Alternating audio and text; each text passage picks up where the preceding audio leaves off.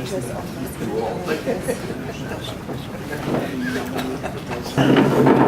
very honored to be here today, and I'm especially honored to be the district governor for District 6060 this year. It's quite an honor. I'm a fairly new Rotarian, but I really developed a love for Rotary instantly, so I'm really, really thrilled to be in this position. Of course, Rotary begins their year on July 1st, so Happy New Year, everybody. I would like to start with a story to tell you about my perception of Rotary. This happened, Howard and I were very fortunate to have been able to travel to Africa a number of times on Rotary missions.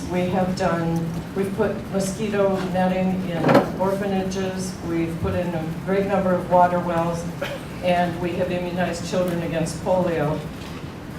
And this happened on one of our trips to immunize children against polio. We were in the country of Niger, which is a very poor country.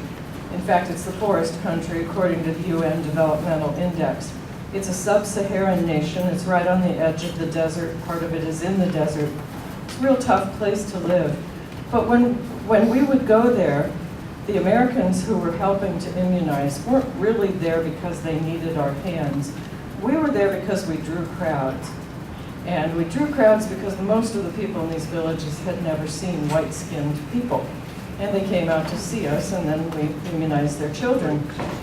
So as we would go around, we were taken around by local Rotarians, of course, who knew where to take us.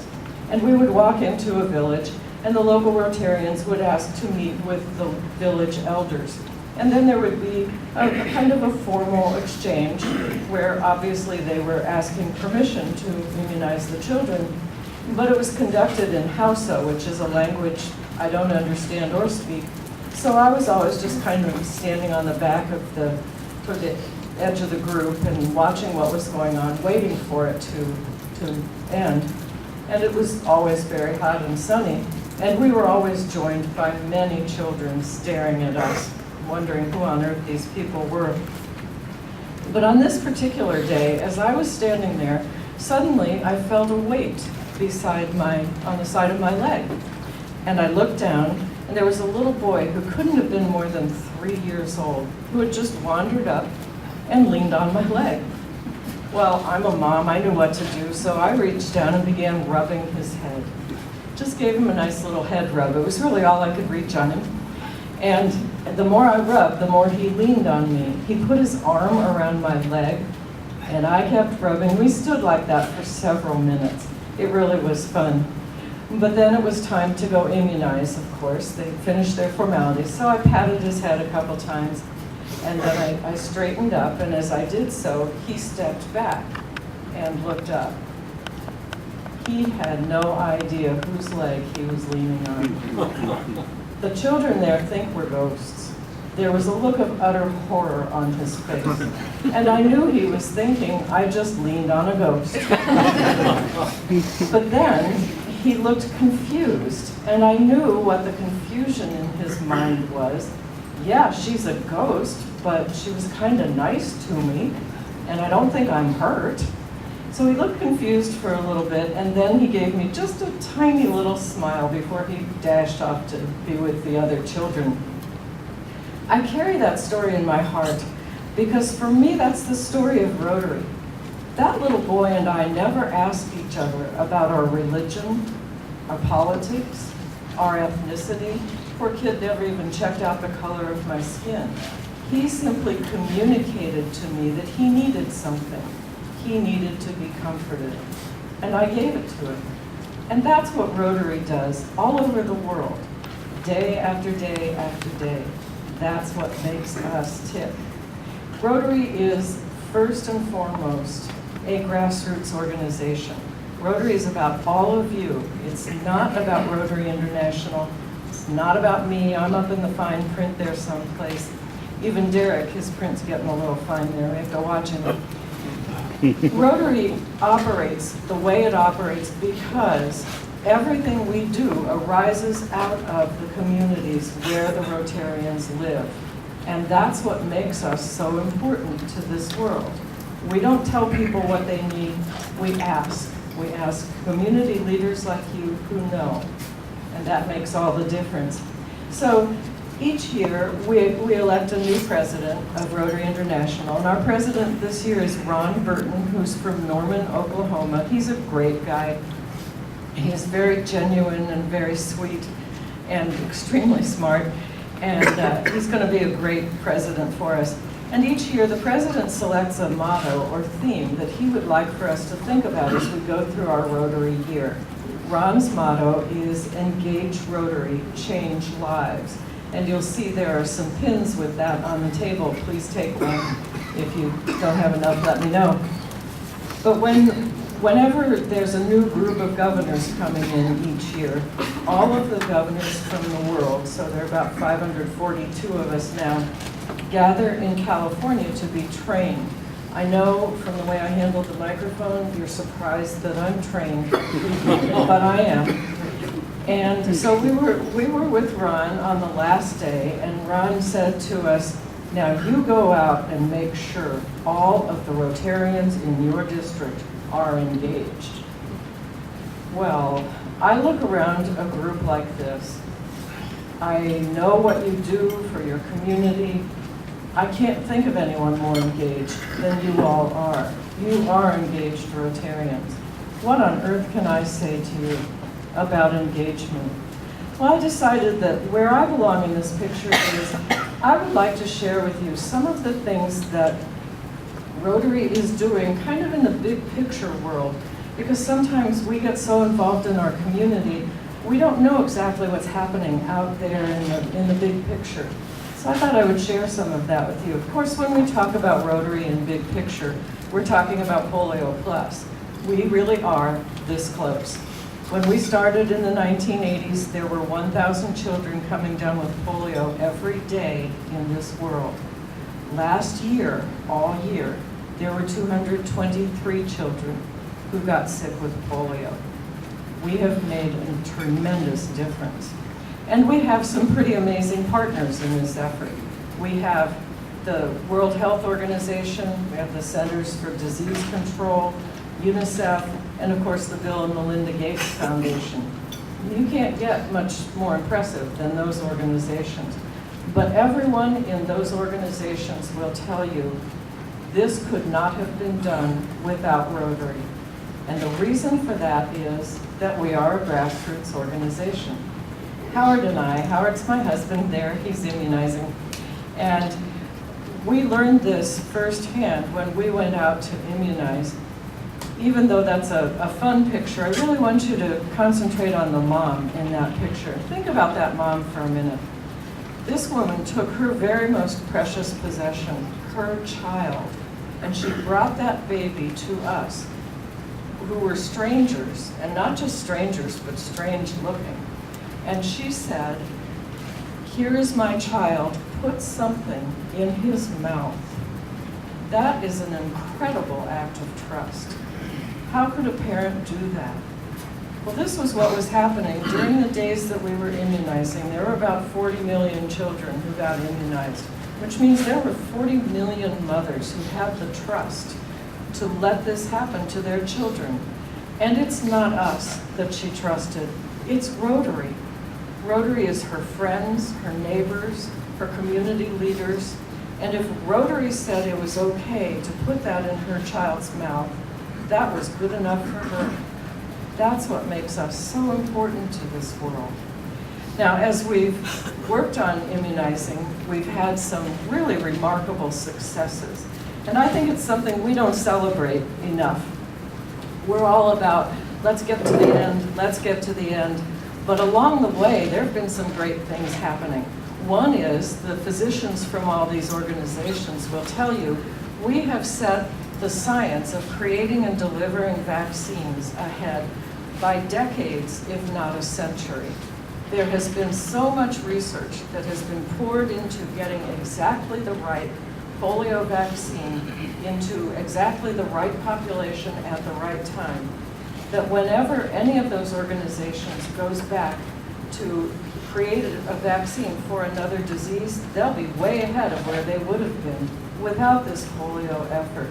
All these years we've been working on this, they've been learning. There's another aspect that I want to tell you about. It's happened in most of the developing nations in the world, and it's something that Howard and I personally experienced. When we were immunizing, the first time we went to immunize in Niger, it was 2005. And of course we did what you always do when you're going to a foreign government website. And it told us that in Niger, a child born that year had a life expectancy of 42 years. Children could only expect to live to about 40 years old. As we were immunizing, the local Rotarians had three things they carried with them. They carried a piece of paper, they carried a pencil, I never saw a pen, and they carried a piece of chalk. And as we went to each home, of course the homes were mud huts. After we immunized the children, they would take that piece of chalk and they would write on the wall of the hut, on the outside, the date, how many children we had immunized, how many other children were in that home, because we only immunized children from 0 to age 5, and how many elderly people lived in the home. In these mud huts in this part of the world, there are extended families, so there could be 12 or 15 people living in a hut. After they wrote that information on the wall, which was there in case more people came along to give vaccines, they would know what had already been done. They took that information and they wrote it down on that piece of paper they had. They wrote all the same information down, folded the paper up, put it in their pockets, moved on to the next house. This went on all day for 3 days, all over sub-Saharan Africa. And when we were finished, our leaders all gathered in Niamey, which is the largest city in Niger, and they put all those pieces of paper together. Those pieces of paper were the only public health records the country of Niger had ever had. This government is not, it's a poor government. They're not able to go out and find out who their citizens are and what their health status is. And so they really had never known who all was out there and what was going on in their own country. So we liked Niger so much that Howard and I returned several times putting in water wells, because as big a problem as polio is, water's a bigger problem. And we were driving around, last time we were there was a couple years ago, we were driving around with the local Rotarian, Gaston, and we were chatting, and I said, Gaston, tell me about the life expectancy here. And he said, well, a child born this year can expect to live to age 52.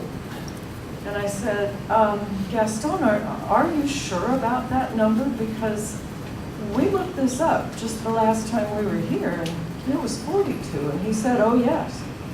Because Rotarians went out and gathered all that information, the government of Niger set up a program about now 10 or 12 years ago where they educate nurses. Now this isn't the registered nurse on our level, it's more like a medical assistant. But these are people who are sent then out into clinics, and those are just mud huts too, out in the rural areas. What's important about those nurses, they have a little bit of just basic medicines, but what's really important about them is that they are educators. They're teaching the families why you shouldn't drink the water that you just walked your cattle through, why you should boil water when you cook or you're going to drink it.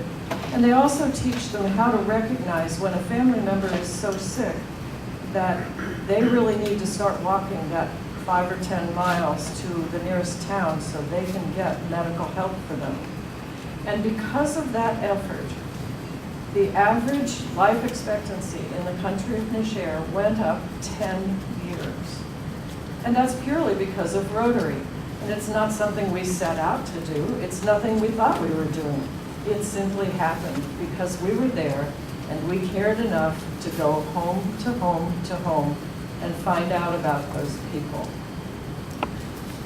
We've had a number of people tell us that this is a good place to stop. We're almost there. Not too many kids are getting polio. This is expensive and difficult. Why don't we just slow down now, let it kind of level out? Well, the physicians tell us that if we level out now, this disease will come back with a vengeance. And in 10 years, there will be 2 million people who have come down with polio.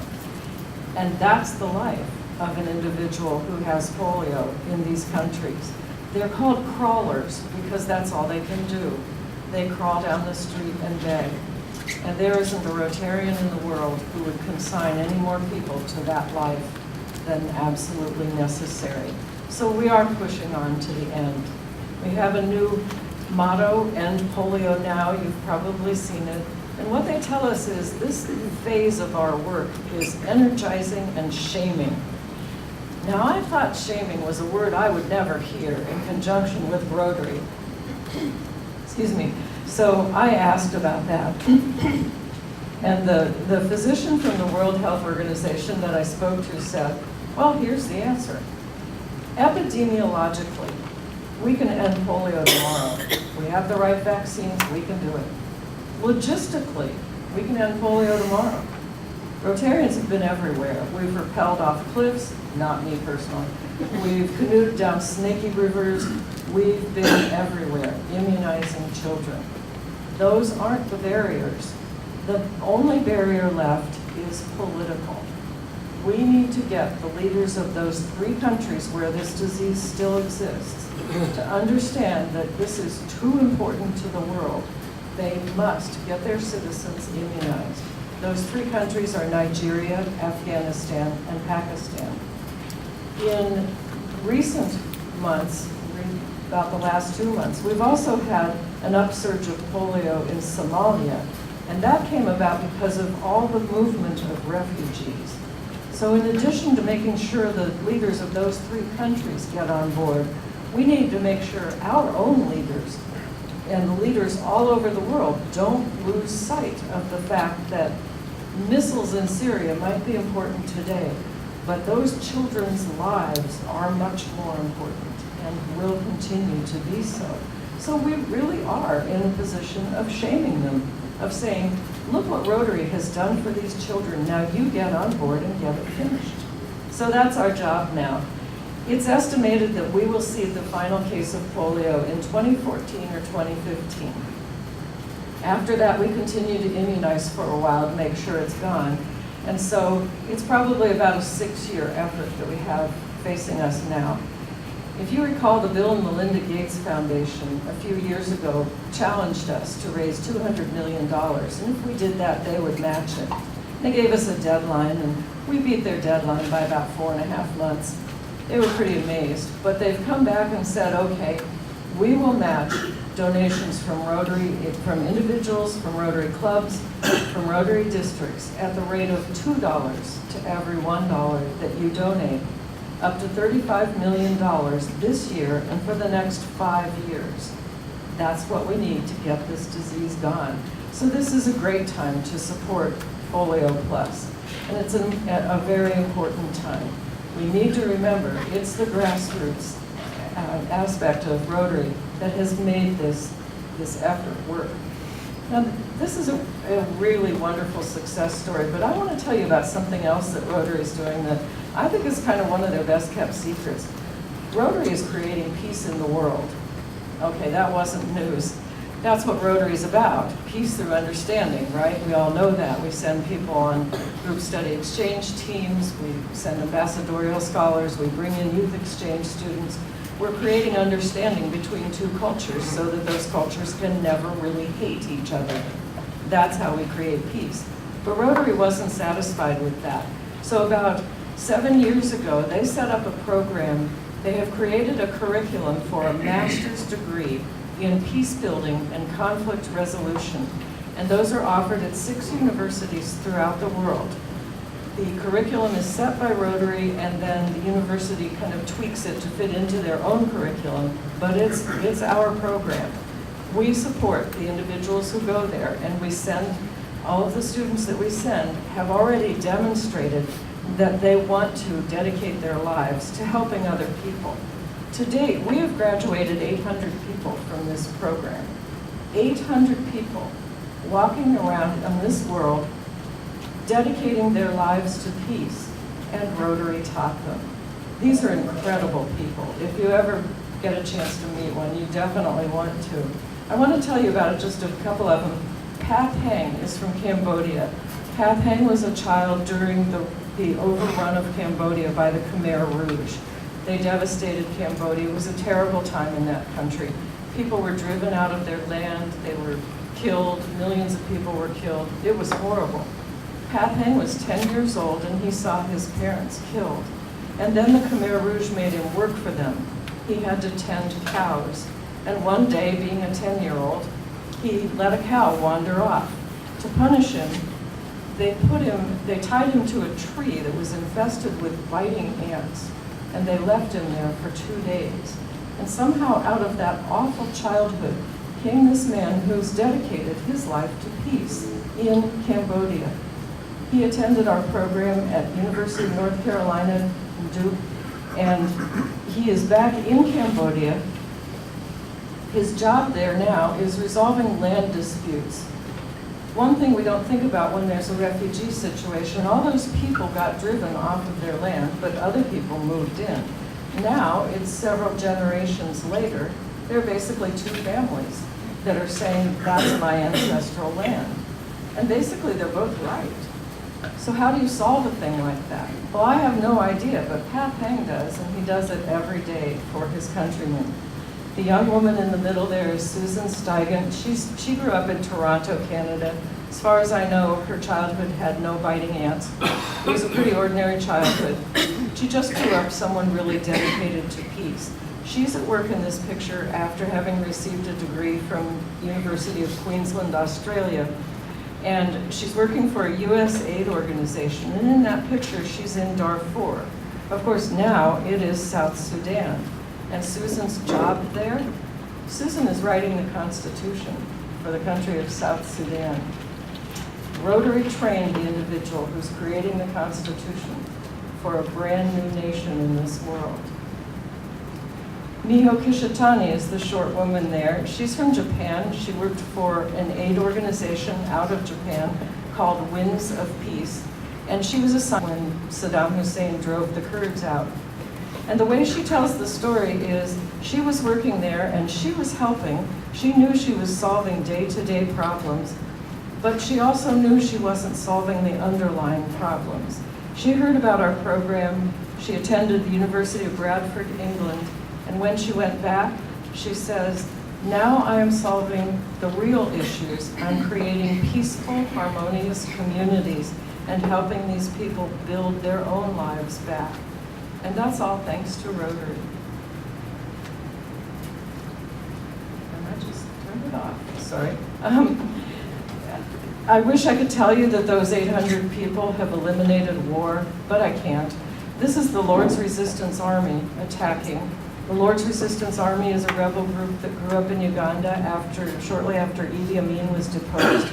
They're horrible. They do everything those groups do. They overrun villages. They burn down all the homes. They kill the people. There's one difference between them and the Khmer Rouge. When they get a hold of a boy, they don't have him tend the cows. They make a soldier out of him. And we know from the writing of Ishmael Bea, who was a boy soldier and escaped and lives in this country now, that what that boy and Ishmael and every boy had to do in order to prove his loyalty to the Lord's Resistance Army was slit the throat of either his mother or his father. And then he got the gun. There's some real horror in the world, and I really do believe that Rotary is the answer to that horror. But I also understand that we sitting here in Missouri have a hard time getting our heads around this kind of horror. We know it exists, but we really can't imagine it. But I contend that there's a peace problem right here in the US. And that problem is we are raising a generation that believes bullying is the way to get what they want. And that's a very serious problem as well. So I decided what I needed to do for District 6060 this year is get those 2 issues together, the fact that we're building peace and the fact that we need peace in this country. My partner in crime is Godfrey Mukalazi, who's the really shy guy sitting there on the left. Those are all Peace Fellows. They have graduated from the Peace Program, sitting with Desmond Tutu, who's not a Peace Fellow from our program. And Godfrey grew up in Uganda during the time of the Lord's Resistance Army, but his family lived in Kampala, and he was safe from that rebel group. But he saw what it did to his country. He attended the University of Queensland, Australia. He's back in Uganda creating peace villages where people are taught how to create harmonious, cooperative communities. And Godfrey and I have been talking, and we've cooked up a plan that in April, 8 Peace Fellows led by Godfrey, all of them Peace Fellows, will come to District 6060. They will travel through our district in teams of 2, much like a group study exchange team, except that as they come and stay in an area, they will offer peace-building training to the students, especially the student leaders in middle schools and high schools.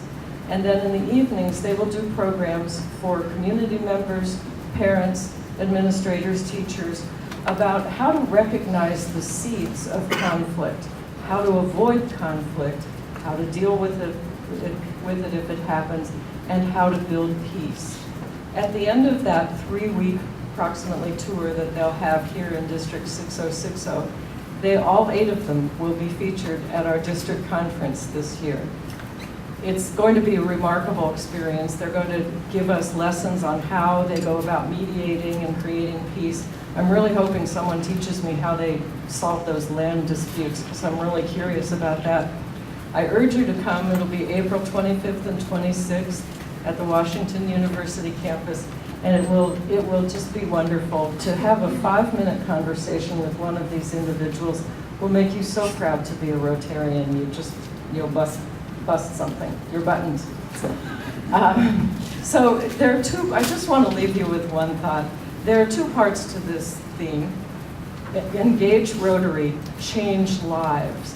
We've talked about engaging Rotary, but what about this changing lives? You all know you change lives. You change lives every day in your community. You change the lives of people you've never met by removing the threat of polio, by giving them clean water. We are all about changing lives. But I contend that if we really engage Rotary in all of its facets, the life we change the most will be our own. Thank you.